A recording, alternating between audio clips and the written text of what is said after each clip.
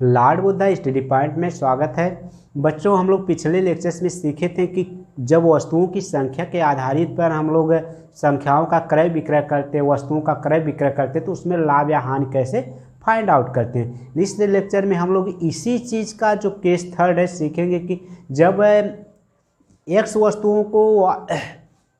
X वस्तुओं के ए रुपए में खरीद करके वाई वस्तुओं को बी रुपए में बेचते हैं तो फिर परसेंटेज लाभ या हानि कितना होगी। तो हम इस चीज़ को आज सीखेंगे। देखिए कैसे सीखते हैं। मान लीजिए हमारी केस थर्ड है, यदि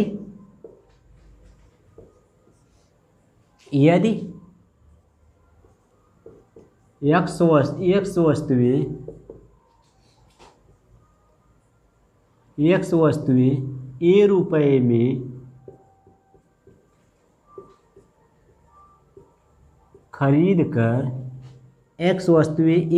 में खरीद कर वाई वस्तुएं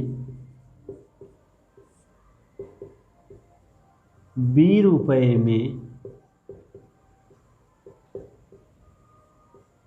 बेची जाती है तो प्रतिशत लाभ या हानि कितनी होगी या क्या होगी ना, कितनी होगी। इसी को लिख लें, कितनी न होकर के क्या होगी, क्या होगी। हम ऐसे प्रश्नों के लिए सबसे पहले क्या करेंगे, वस्तुओं की संख्या, जितनी हम वस्तुएं बेचते या खरीदते उस संख्या को पहले लिखेंगे, फिर उसके दाम को लिखेंगे। ठीक, अब हम ऊपर क्या लिखेंगे, क्रय मूल्य मतलब सीपी, फिर विक्रय मूल्य लिखेंगे। इसमें कर एक्स वस्तुएं ए रुपए में खरीदें तो वस्तुओं की संख्या हमारी कितना है, एक्स है, और खरीद रहे हैं, इसका मतलब क्रय मूल्य इसका, इतनी वस्तुओं का क्रय मूल्य दिया है, एक्स वस्तुओं का ए रुपए में, तो यह क्रय मूल्य है, तो हम लिख देंगे एक्स यहाँ और ये यहाँ। ठीक, अब फिर हम क्या करा, वाई वस्तुओं को बी रुपए में बेच रहे हैं, तो इसका मतलब वाई वस्तु यहाँ लिख देंगे, बी यहाँ लिख देंगे। फिर हम क्या करेंगे, जो प्रतिशत लाभ या हानि लिख लेंगे, प्रतिशत लाभ या हानि इज इक्वल टू क्या हो जाएगा, हम जो क्रय मूल्य की संख्या है विक्रय मूल्य के रुपए से या दाम से गुणा कर लेंगे, तो हो जाएगा एक्स बी माइनस। ठीक, हम जो विक्रय मूल्य की संख्या है उसको क्रय मूल्य के दाम से गुणा कर लेंगे और उस पहले वाले गुणे में से घटा देंगे, तो हो जाएगा ए वाई अपॉन ए वाई और गुणे 100 कर लेंगे। ठीक, यही हमारा परसेंटेज लाभ या हानि होगी। लेकिन यह कैसे कंफर्म करेंगे कि यह हानि है कि लाभ है। तो अगर इस प्रश्न को सॉल्व करने पर माइनस आता तो हमारा क्या हो जाएगा, प्लस आता है तो हमको आ जाए, प्लस आया तो हम कह देंगे कि लाभ हुआ है। ठीक, अगर प्रश्न में माइनस आ गया तो हम कह देंगे हानि हुई है। यही हमारी क्या है, सवाल को हल करने का यही तरीका होता है, जिसको हम लोग आसानी से सॉल्व कर लेते हैं। अब देखिए इस पर प्रश्न कैसे सॉल्व करते हैं।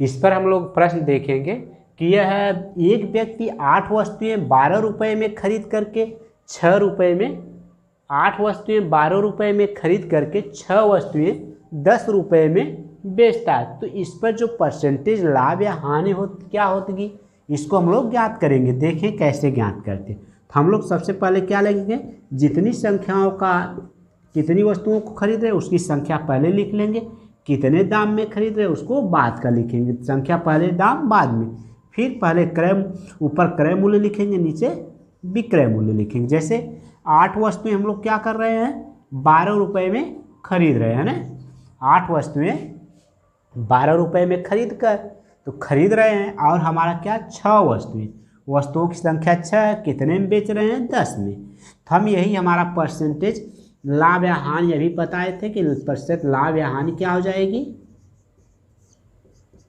तो हम क्या करेंगे, इसका जो इसमें गुणा कर लेंगे, पहले जो क्रय की गई वस्तु संख्या है, जो क्रय की गई वस्तु की संख्या को विक्रय किए गए वस्तु के दाम से गुणा कर लेंगे। तो हमारा सीधे सीधे 8 गुणे 10 हो जाएगा, ठीक। और 6 का गुणा क्या कर लेंगे, 12 हो जाएगा, ठीक। इसका इसमें जो कर लेंगे, ठीक। विक्रय की गई जो वस्तु की संख्या है उसको क्रय की गई वस्तु के मूल्य से गुणा कर लेंगे, बट्टे फिर वही संख्या जो नीचे वाला संख्या को ऊपर वाला गुणा कर लेंगे, अब फिर उसको बट्टे कर लेंगे। यही हमारा फिर गुणे 100 के लिए यही हमारा परसेंटेज लाभ या हानि होगी।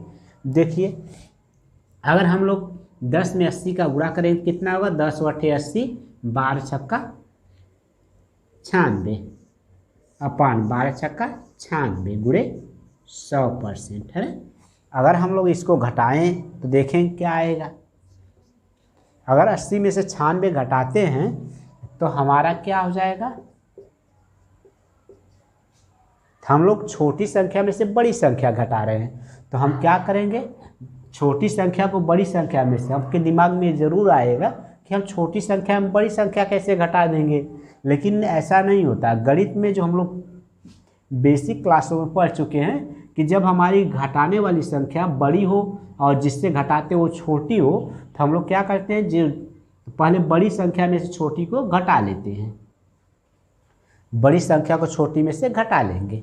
हम सीधे सीधे 96 में से 80 घटाएंगे तो 16 हो। अब बड़ी संख्या है उसका चिन्ह क्या लगा देंगे, अगर माइनस है तो माइनस लग जाएगा, तो क्या हो जाएगा -6, तो हो जाएगा -6 बटे 96 गुणे 100% और 16 छक्का 96 हो गया।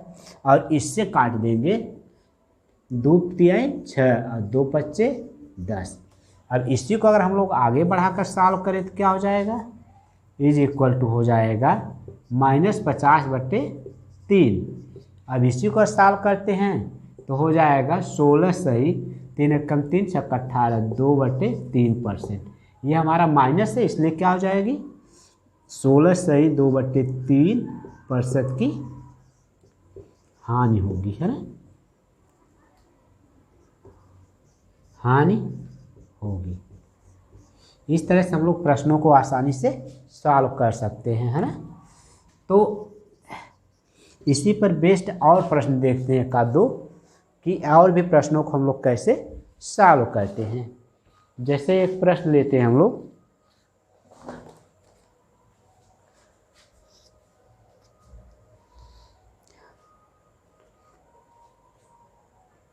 महेश नामक एक व्यक्ति है जो कि 10 रुपये में 12 अंडे खरीद करके 20 रुपये में 16 अंडे बेचता है।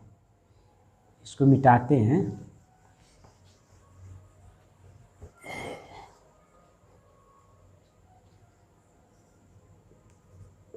महेश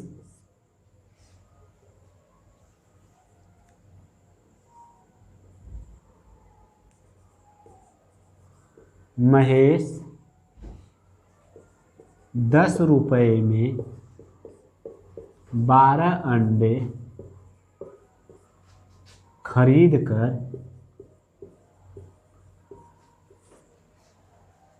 महेश 10 रुपये में 12 अंडे खरीद कर 20 रुपये में 16 अंडे बेच देता है।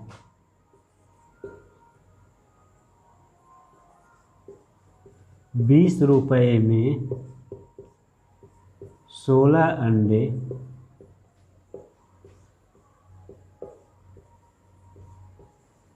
बेच देता है, तो प्रतिशत लाभ या हानि क्या होगी, प्रतिशत लाभ या हानि कितनी होगी या क्या होगी, है ना। तो इसको कैसे सॉल्व करेंगे, तो इसमें भी हम यही टेक्निक अपनाएंगे। देखिए कैसे सॉल्व करते हैं। तो हम इसको सॉल्व करने के लिए हम लोग वही प्रक्रिया हमारी अपनाएंगे। तो पहले हम लोग क्या लिखेंगे, बेची गई संख्या पहले लिख लेंगे और जो जितने दाम में बेच रहे हैं उसको बाद में लिखेंगे। फिर हम लोग लिखेंगे क्रय मूल्य, फिर विक्रय मूल्य, मतलब कास्ट प्राइस सेल प्राइस। तो हम 10 रुपये में 12 अंडे खरीद रहे हैं, तो अंडा की संख्या जो बात का लिखा है रुपया पहले तो हम इसको बदल देंगे। पहले अंडा लिखेंगे, मतलब संख्या लिख दिया तो संख्या लिखेंगे, इस चीज़ को हम लोग विशेष ध्यान देंगे। ये नहीं कि रुपया दिया तो रुपया पहले लिख देंगे अंडा समझ संख्या समझ के, है ना। तो अंडा रुपया बाद में लिखा है तो 10 बाद में लिख लेंगे। और उसी तरह जो 20 रुपये में 16 अंडे खरीदा, संख्या कितना दिया, 16 दिया है, और यह 20 हो गया, है ना। तो जो हमारा प्रतिशत लाभ या हानि हो जाएगी तो कितना होगा, तो ये चीज़ हम इसमें गुणा कर लेंगे, है ना। तो 12 गुणे 20, अब इसका इसमें गुणा करके घटा देंगे, है ना। तो 16 गुणे 10 अपान 16 गुणे 10, है ना। एक क्या,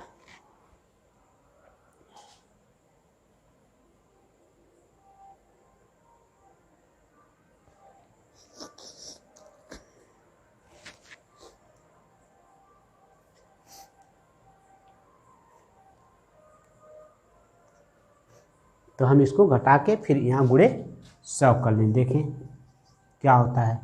यही हमारा परसेंटेज लाभ या हानि होगी। तो 12 दूना 24, 240 ऋण 16 एकम 16, मतलब 160, ये भी 160 गुणे 100 हो गया। अब इसको देखिए, अगर हम लोग घटाते 240 में से 160 घटाएंगे हमारा बचेगा कितना, 80, और ये क्या हो जाएगा, प्लस, क्योंकि निगेटिव आया नहीं तो ये हमारा इतना हो गया।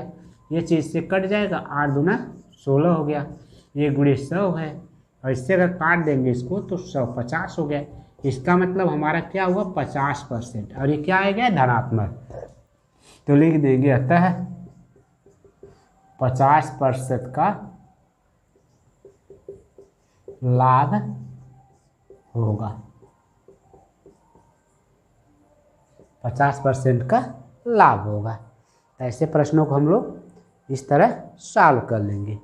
अब देखिए, जैसे अगर एक प्रश्न और लेते हैं कि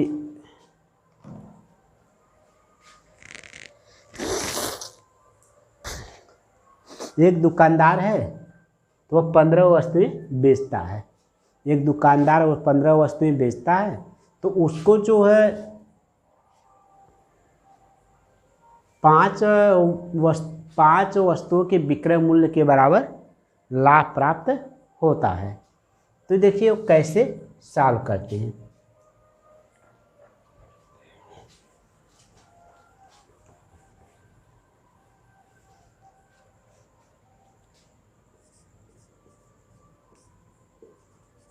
एक दुकानदार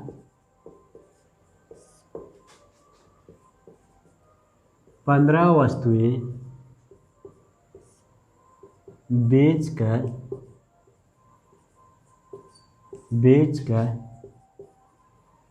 5 वस्तुओं के विक्रय मूल्य के बराबर 5 वस्तुएं के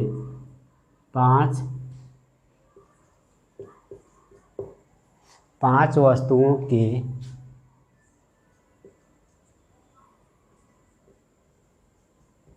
विक्रय 5 वस्तुओं के विक्रय मूल्य के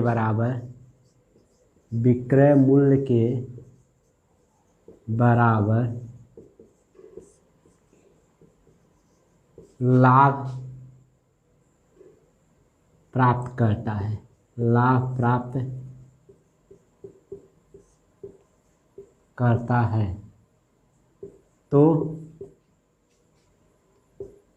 तो प्रतिशत लाभ ज्ञात कीजिए। तो प्रतिशत लाभ ज्ञात कीजिए, ठीक। तो ऐसे प्रश्नों को हम लोग कैसे सॉल्व करेंगे, लेकिन हम लोग देख रहे हैं कि इसमें जो संख्या बेच भी रहा वस्तु, 5 ही वस्तु के विक्रय मूल्य के बराबर लाभ भी हो रहा है। तो हम इस प्रश्न को इससे जो है हट के प्रश्न है, इसको हम अलग तरीके से सॉल्व करेंगे। देखिए कैसे सॉल्व करते हैं। हम लोग पहले देख रहे हैं कि जब हम जान रहे हैं कि हमको लाभ कब होता है, कि जब हम विक्रय मूल्य में से क्रय मूल्य घटाते हैं तो हमको क्या मिलता है, लाभ मिलता है। ये चीज़ तो सभी लोग जान रहे हैं, तो बेसिक में बताया गया था। तो हम सीधे सीधे लिख दें 15 वस्तुओं का विक्रय मूल्य मतलब सेल प्राइस, ऋण 15 वस्तुओं का 15 वस्तुओं का क्रय मूल्य है ना। अब यह किसके बराबर लाभ हो रहा है हमको, 5 वस्तुओं 15 वस्तु का क्रय मूल्य माइनस इस वस्तु ही लिख लीजिए, 5 वस्तु का क्रय मूल्य माइनस 5 वस्तु का क्रय मूल्य इज इक्वल टू 5 वस्तु का विक्रय मूल्य है ना। तो हम क्या करें, इसको उधर लेके चले जाए और इसको इधर लेके आए तो हमारा क्या हो जाएगा, तो 15 में से सीधे सीधे घट जाएगा ना। 15 वस्तु का क्रय मूल्य विक्रय मूल्य माइनस ये वहाँ प्लस है, किधर आएगा तो माइनस हो जाएगा है ना। 5 वस्तु का विक्रय मूल्य इज इक्वल टू 15, यह चीज इधर जाएगा तो प्लस हो जाएगा। 15 वस्तु का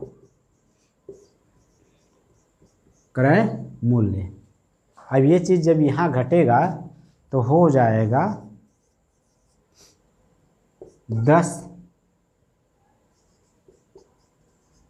10 वस्तु का विक्रय मूल्य बराबर 15 वस्तु का क्रय मूल्य। जब हम लोग 10 वस्तु का विक्रय मूल्य 10 वस्तु का विक्रय मूल्य 15 वस्तु के क्रय मूल्य के बराबर, इसका मतलब इसमें लाभ इसमें हानि हो रही है। तो हम लोग देखेंगे तो इसमें इसको सीधे सीधे 15 वस्तु का क्रय मूल्य दिया है। अगर हम 10 वस्तु यहाँ से क्या करेंगे, क्रय मूल्य 10 घटाएंगे, दोनों तरफ 10 वस्तु का क्रय मूल्य घटा दें, क्या हो जाएगा 10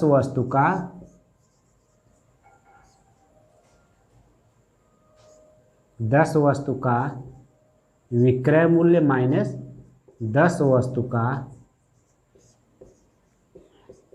क्रय मूल्य इज इक्वल टू, जब यहाँ 10 घटा देंगे तो बचेगा कितना, 5 वस्तु का क्रय मूल्य है ना। तो हम लोग देख रहे हैं कि अब 10 वस्तु को बेचने पर हमको 5 रुपए का 5 वस्तु के क्रय मूल्य के बराबर लाभ हो रहा है। तो हम सीधे सीधे लिख देंगे प्रतिशत लाभ या लाभ प्रतिशत है ना, इज इक्वल टू क्या हो जाएगा, लाभ 5 का हुआ कितने पर, 10 पर गुणे 100 है ना। तो 5 दूना 10, यही प्रतिशत लाभ होगा। तो हम 100 में 2 से भाग देंगे तो 2 पच्चे 50 यानी 2 पच्चे 10 और 0 बढ़ गया, तो सीधे सीधे 50% का क्या हो जाएगा, लाभ हो जाएगा। तो ऐसे प्रश्नों को आप लोग आसानी से सॉल्व कर सकते हैं। इसके बाद अगला लेक्चर हम लोग कल देखेंगे। और ये वीडियो आप लोगों को पसंद आए तो आप लोग इसको लाइक, सब्सक्राइब और शेयर करिए। धन्यवाद।